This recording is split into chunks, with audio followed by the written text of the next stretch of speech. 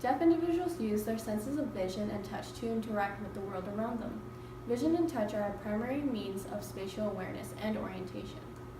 However, the design of our current built environment provides many challenges for deaf individuals because we live in a world built by and for hearing people.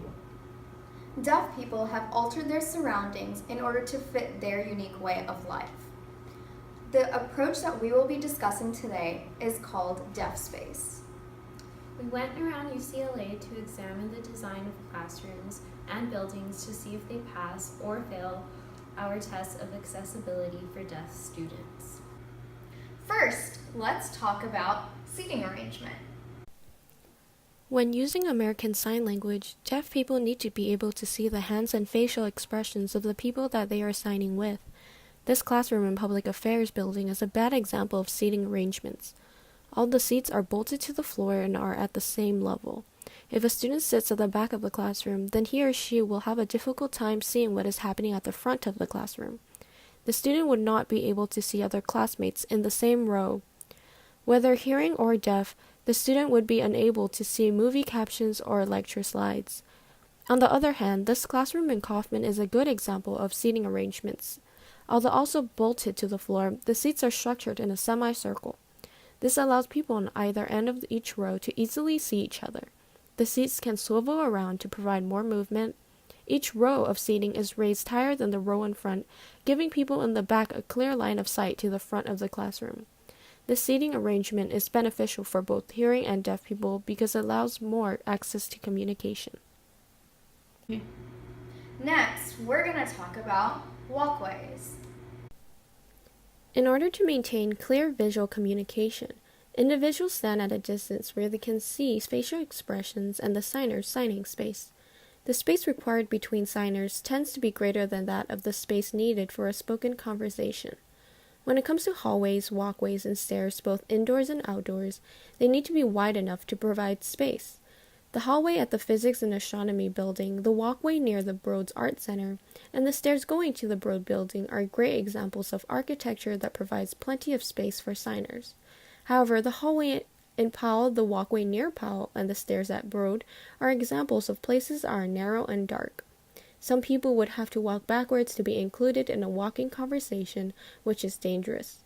It is beneficial for areas like hallways, walkways, and stairs to provide enough space for hearing and deaf people to conversate while in motion. Next, we're going to talk about doors. The Broad Art Center at UCLA is a great example of an architectural space with glass doors that help enhance visual access. The glass doors enable individuals to be able to identify what lies on the other side of the door. Although some doors in Kaufman have windows on them, which is also beneficial in enhancing visual access, some doors in the building have no windows at all, thus creating safety hazards. Next, we're going to talk about color contrast. Deaf space design utilizes color to make interiors easier to navigate, safer, and more welcoming to their inhabitants. Color can be used to create a mood or to make a space look brighter, larger, or cozier. The functional roles of color used in deaf space include wayfinding, safety guard, and conversation backdrop, to name a few.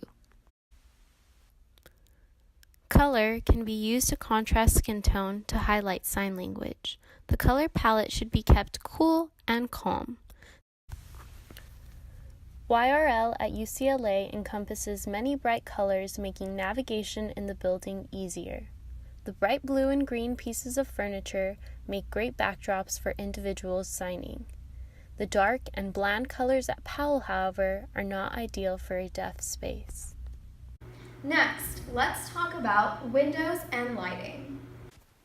Not only is space an important part of universal design, but for deaf individuals who have a heightened sense of sight, the lighting in a room or hallway becomes very important. Subtle lighting distractions, such as a glare or flickering light, may not be noticed by hearing individuals, but for deaf people, it can be a huge distraction. When designing a deaf space architecture, it is important for the architects to focus on controlling the natural lighting, with a special emphasis on creating a soft, diffused light better suited to the deaf eye. One way to ensure this sort of lighting comes to fruition is to create rooms and hallways with large windows to let in the natural light during the day. At UCLA, we see a disparity amongst buildings, creating a positive light most conducive for deaf individuals. Buildings such as the Broad Arts Building have large windows allowing comfortable lighting conditions for deaf people, whereas Public Affairs is full of fluorescent lights with hardly any natural lighting. Finally, we're going to talk about corners. For hearing individuals, knowing whether someone is around the corner is easy due to the sound of footsteps or talking. But for deaf individuals, sharp corners and turns can be a nuisance and a hazard. In a deaf space design, corners are rounded or made at 45-degree angles to better allow for a line of sight so the deaf individuals can not only communicate, but know what is ahead of them as well. We see examples of both deaf space rounded corners as well as non-inclusive turns at UCLA.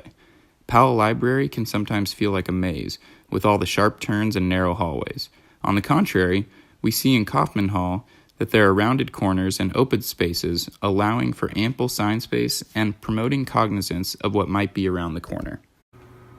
We took you on a tour of UCLA to see if spaces are accessible to deaf individuals and deaf students. Now that you are more knowledgeable about deaf space, you can help make a difference by educating others and advocating for more universally accessible architecture for students.